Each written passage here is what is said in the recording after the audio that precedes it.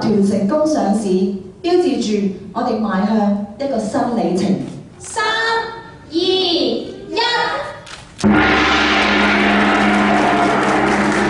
今日黎姿貴為上市公司主席，不過佢都曾經捱過鹹苦㗎。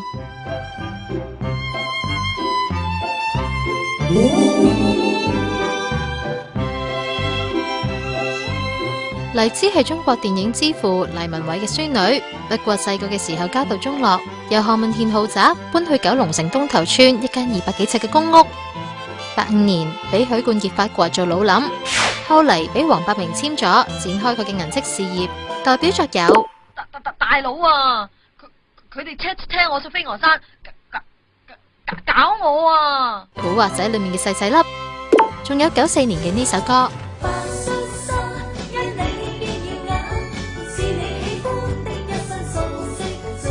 10年後更加憑金枝玉葉玉型小主一角成為視后。